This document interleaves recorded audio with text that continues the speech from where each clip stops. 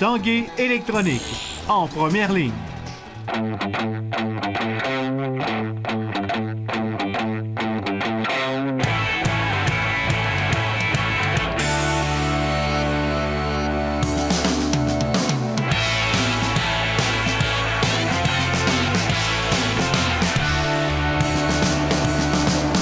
À tous un bon jeudi, bienvenue à l'Esprit sportif. Dans notre émission aujourd'hui, un peu plus tard, on parle du lancement de la saison de l'équipe cycliste Garneau-Québécois qui présentait son équipe, également du gala des rondelles d'or du hockey junior. Mais d'abord, parlons de Just Run qui lançait sa saison de courses divertissantes aujourd'hui à Québec. Des courses qui promettent beaucoup d'émotions.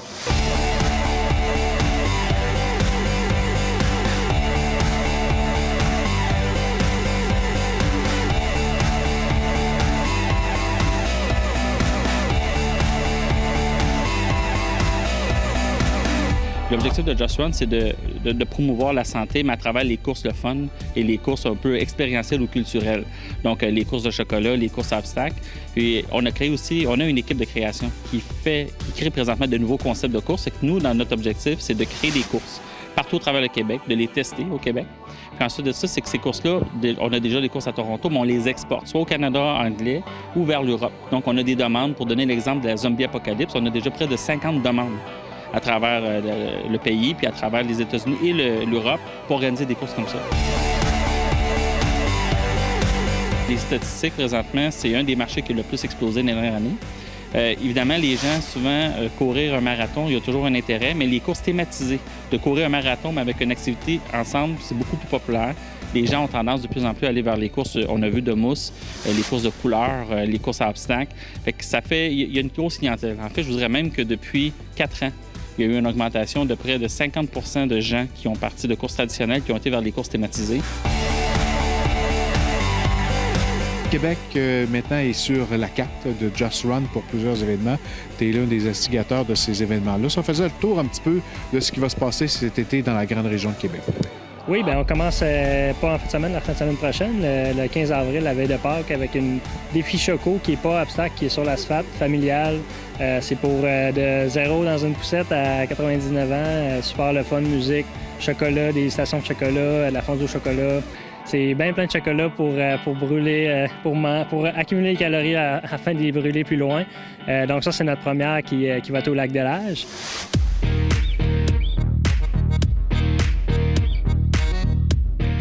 Ensuite, là, on tombe à la Northman Race en mai, qui, oui, c'est mon bébé, c'est celle que j'ai vraiment conçue de la base, où on a 2 versions. La version du samedi qui est vraiment accessible, familiale, de 6 km, qui peut se marcher, il n'y a rien d'obligatoire, c'est une course à obstacles, mais on encourage les gens à s'amuser d'abord et avant tout, à se déguiser s'ils veulent. On retourne dans le temps, fait que c'est beaucoup des obstacles qui sont basés, puis du terrain qui sont basés sur le tournant du 19e siècle, quand les bûcherons bûchaient tout à la main, puis il y a beaucoup de thématiques autour de ça.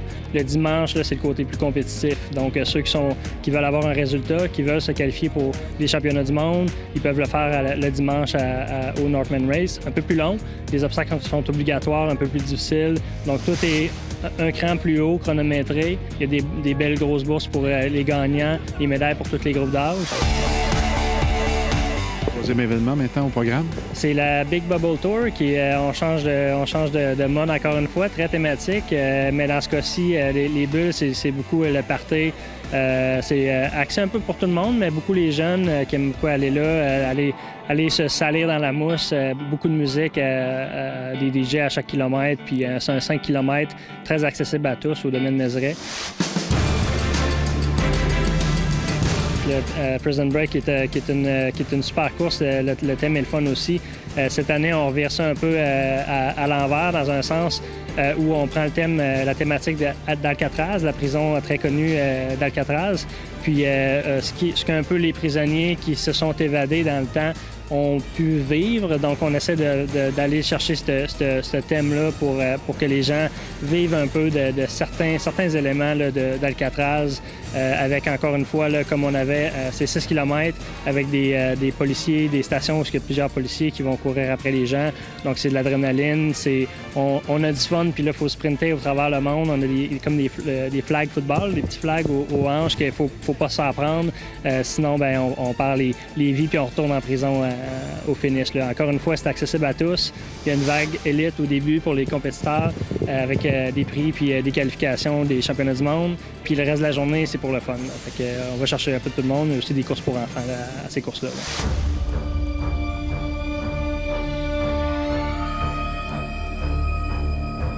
La Zombie Apocalypse qui va faire sa première à Québec. L'an dernier, on était à Mirabel et à Victoriaville. Ça a eu beaucoup de succès. C'est un peu un principe qui ressemble un peu à Prison Break avec Lévis, sauf que là, on change complètement le thème. Là, on est dans un monde très apocalyptique avec l'infection qui ronge les centaines. L'an passé, on avait 150 zombies professionnellement maquillés, là, comme on a pu voir notre zombie ici. Puis quand on est dans une course de soir là, qui est vraiment à la noirceur avec des zombies comme ça. Il y en a qui sont vite, il y en a qui sont mous, mais ils sont tous extrêmement épeurants. La lumière dans le bois, là, ça donne un effet super. Surtout une bonne saison. Merci beaucoup.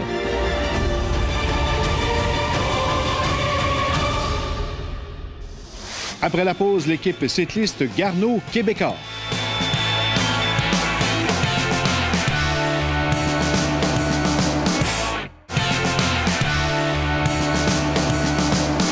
Place maintenant dans l'action. Il sera entre autres question du gala des rondelles d'or du hockey junior majeur du Québec. Mais d'abord, parlons du lancement ce matin de l'équipe cycliste Garneau Québécois 2017. En cyclisme, l'équipe Garneau Québécois sera composée entièrement de coureurs de la province de Québec. La plus ancienne formation professionnelle UCI au Canada entreprendra sa 6e saison. La formation cycliste Garneau Québécois sera pilotée à nouveau cette année par le vétéran et champion canadien 2016, Bruno Langlois. Écoutez, c'est le capitaine de l'équipe, Bruno Langlois. Bruno, il dit, moi, je veux avoir une équipe 100% québécoise. Donner la chance à des jeunes de tout le Québec au complet. On en a de l'Abitibi, Lac-Saint-Jean, et on en a, bien entendu, Montréal, région de Québec. Alors, on veut se donner la chance. Il y a du talent au Québec. On l'a prouvé. On a eu 4 grands coureurs qui ont passé par Garneau Québécois. Tout ce qu'on veut, c'est pas d'être la plus grosse équipe, mais on veut amener ces gens-là à un jour faire un Tour de France ou encore Tour d'Italie ou Tour d'Espagne. Et il y a du potentiel. Il y a de la jeunesse cette année. Avec un capitaine comme Bruno Langlois, ils vont être bien coachés, puis on va être surpris des résultats. L'objectif, c'est ça, c'est de monter les jeunes puis de partager l'expérience que j'ai, puis leur apprendre à gagner des courses, leur montrer comment s'entraîner dur, puis qu'est-ce que ça prend, puis tous les efforts qu'il faut mettre, puis comment il faut souffrir pour arriver à nos objectifs. J'ai été capable de détecter leur talent, puis je suis allé chercher des caractères différents pour qu'on essaie d'avoir la meilleure chimie, parce qu'on ne peut pas avoir... La force d'une équipe, c'est une équipe qui va se compléter. Donc, on a des sprinteurs, on a des attaquants, on a des coureurs qui sont meilleurs dans les bosses, on a des all-around, on a des leaders aussi. L'équipe qui sera financée en bonne partie par la vente d'œuvres d'art créées par Louis Garneau lui-même débutera officiellement sa saison en participant à plusieurs courses américaines. Au Québec, le Grand Prix du Saguenay et le Tour de Beauce sont au calendrier 2017. Présentation hier soir au Capitole de Québec du gala des rondelles d'or de la Ligue de hockey junior majeur du Québec. L'attaquant des Olympiques, Vitaly Abramov, a raflé le trophée Michel Brière, le trophée le plus important, remis au joueur le plus efficace. Dans la catégorie recrue de l'année, le joueur d'avant des Moussats, Nico Hischier, l'a emporté. Thomas Chabot, originaire de Sainte-Marie-de-Beauce, a quant à lui été nommé défenseur de l'année. L'arrière des Sea Dogs a également été élu personnalité de l'année 2017 dans le circuit Courteau.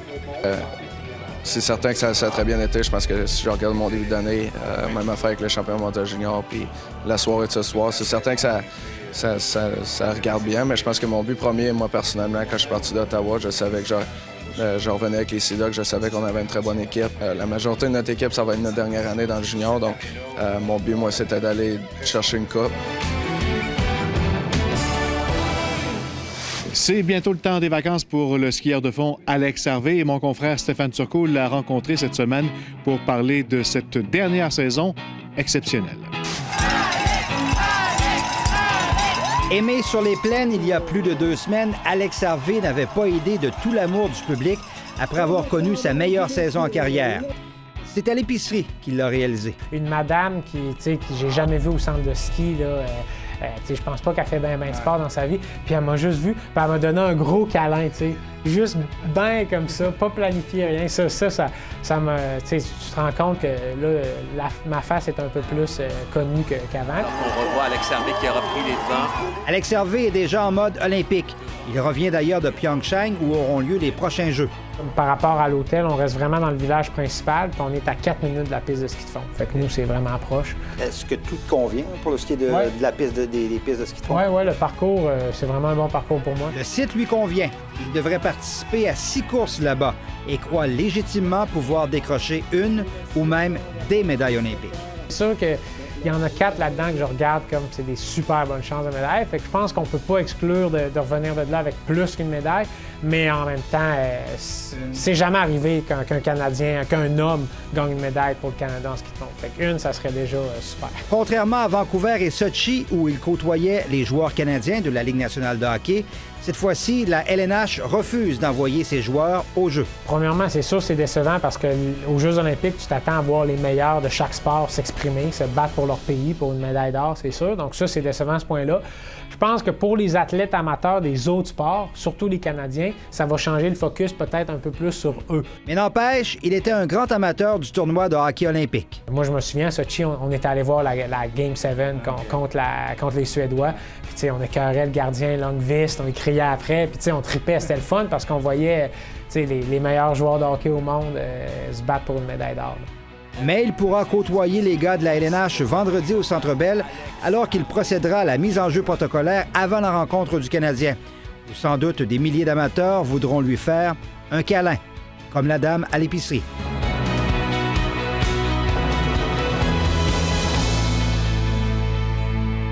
Stéphane Turcot, TVA Sport, à Québec. Voilà qui complète l'esprit sportif pour aujourd'hui. On vous rappelle, il y aura des zombies qui feront de la course au cours de l'été ici à Québec. On se donne rendez-vous demain. Bye-bye.